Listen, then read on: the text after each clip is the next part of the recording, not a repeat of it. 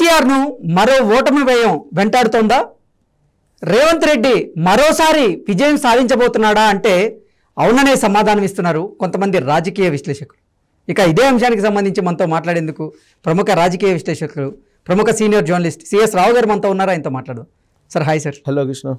Sir, కేసీఆర్కి మరోసారి ఓటమి భయం పట్టుకుందా? రేవంత్ రెడ్డి మరోసారి తెలంగాణలో విజయం సాధించబోతున్నాడా అంటే ఏం చెప్తారు సార్? ఓటమి భయం పట్టుకుందని చెప్పేసి అనుకోవచ్చు. ఎందుకంటే ఇప్పుడు తెలంగాణ బొగ్గు గనులకు సంబంధించినటువంటి కార్మికుల సంఘాలకు సంబంధించిన ఎన్నికలు జరుగుతున్నాయి. ఆ ఎన్నికల్లో బీఆర్ఎస్ పార్టీకి అనుబంధంగా ఉన్నటువంటి తెలంగాణ బొగ్గు గని సంఘం ఉంది. సో దానికి సంబంధించి గౌరవాధ్యక్షురాలుగా కవిత ఉన్నారు. సో ఆ సంఘానికి సంబంధించినటువంటి అధ్యక్షులు, ప్రధాన కార్యదర్శి వీళ్ళందరూ మూకుమ్మడిగా రాజీనామా చేశారు.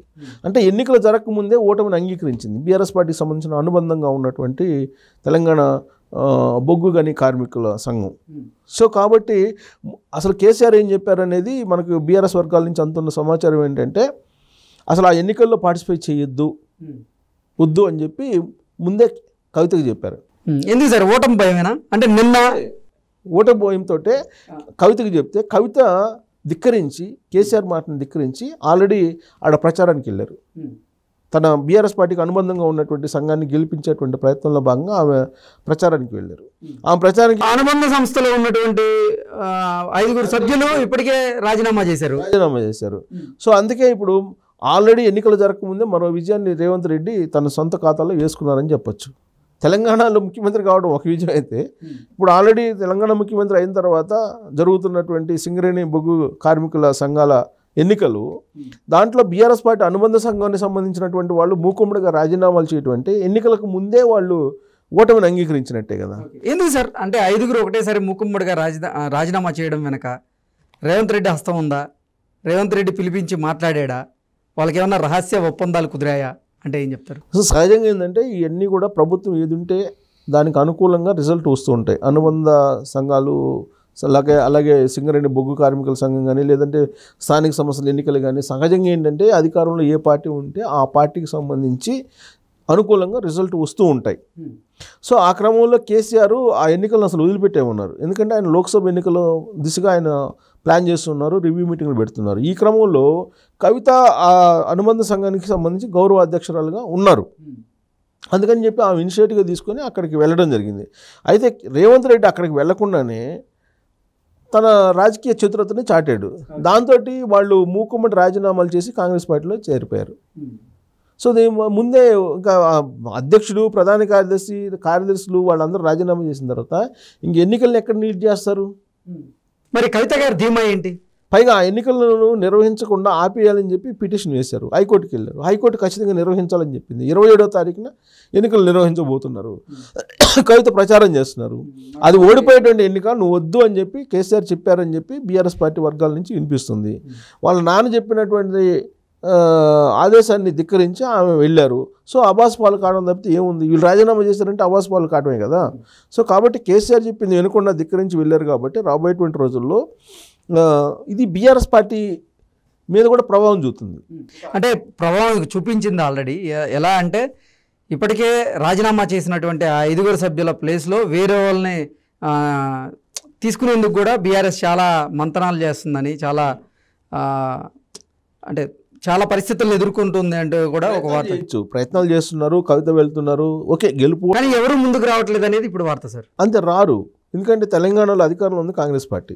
ఇంతకుముందు అంటే అధికారంలో బీఆర్ఎస్ పార్టీ ఉంది కాబట్టి, బీఆర్ఎస్ పార్టీ అధికారంలో ఉంది కాబట్టి ఏదో ఒక రకంగా లబ్ధి పొందొచ్చు అనేటువంటి ఉద్దేశంతో అనుబంధ సంఘం బీఆర్ఎస్ పార్టీకి పనిచేశారు. కానీ ఇప్పుడు కాంగ్రెస్ పార్టీ అధికారంలో ఉంది కాబట్టి అనుబంధ సంఘాలు ఆటోమేటిక్గా జారిపోతాయి. కేవలం అనుబంధ సంఘాల వరకు పరిమితం అయితే పర్లే. రాబోయేటువంటి రోజుల్లో అసలు ఇప్పుడు హైదరాబాద్ క్రికెట్ అసోసియేషన్కి సంబంధించినటువంటి దానికి కూడా పదవుల్లో ఉన్నారు కవిత, కేటీఆర్ వీళ్ళందరూ కూడా. ఇలా చాలా ఉన్నాయి, శాప్ అని ఇవన్నీ చాలా ఉన్నాయి స్పోర్ట్స్కి సంబంధించినవి.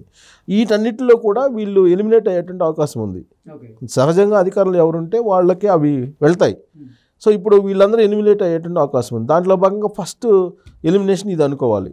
సింగరేణి బొగ్గు కార్మికుల ఎన్నికలు ప్రతిష్టాత్మకంగా వాస్తవంగా తెలంగాణలో. సో అక్కడ కూడా కాంగ్రెస్ పార్టీ తన చాకచక్యాన్ని ప్రదర్శించింది. సో రాబోయేటువంటి రోజుల్లో రేవంత్ తాకిడికి, రేవంత్ రాజకీయ వ్యూహాలకి వీళ్ళు ఎదురు పడే పరిస్థితి ఉండదు అనే దానికి సంకేతంగా ఈ ఎన్నికలు నిలుస్తున్నాయి.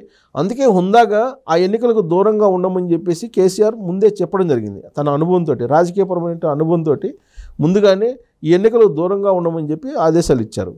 కానీ ఆదేశాలని కాదని చెప్పి ఇప్పుడు కవిత వెళ్ళి ప్రచారం చేస్తున్నారు. అంటే లాస్ట్కి నష్టపోయేది ఎవరు? బీఆర్ఎస్ పార్టీ కదా. బీఆర్ఎస్ పార్టీ మీద దాని ఎఫెక్ట్ పడేటువంటి అవకాశం ఉంది. ఎందుకంటే సమీప భవిష్యత్తులోనే లోక్సభ ఎన్నికలు ఉన్నాయి. లోక్సభ ఎన్నికలకు సిద్ధం కావాలని చెప్పి కేసీఆర్ ప్రయత్నం చేస్తున్నారు. ఆ క్రమంలో ఢిల్లీలో ఉన్నటువంటి ఎంపీలందరినీ కూడా రమ్మని చెప్పి 2 రోజుల క్రితం కాల్ఫర్ చేశారు. కాల్ఫర్ చేసి ఎంపీలందరితో కూడా రివ్యూ మీటింగ్లు పెట్టుకున్నారు. రాబోయేటువంటి రోజుల్లో మనం ఎంపీలు ఎక్కువగా గెలుచుకోవాలి, ఇక్కడ ఉండేటువంటి 17 ఎంపీల్లో కనీసం 10 అన్నా గెలుచుకోవాలి అనేటువంటి ఒక దిశానిర్దేశం చేస్తున్నారు ఆయన. ఇంకొక వైపు ఏమో కాంగ్రెస్ పార్టీ అలాగే బీజేపీ వాళ్ళు అసలు మనం 15 గెలుచుకోవాలి అని చెప్పి ఎవరికి వాళ్ళు ప్లాన్ చేస్తున్నారు. 28వ తారీఖున బీజేపీ ఢిల్లీలో సమావేశం అవుతుంది. ఢిల్లీలో సమావేశం అయ్యి వాళ్ళు దాదాపు 10 నుంచి 15 స్థానాలు మనకు రావాలి, ఎంపీ స్థానాలు అని చెప్పి వాళ్ళు ప్రయత్నం చేస్తున్నారు.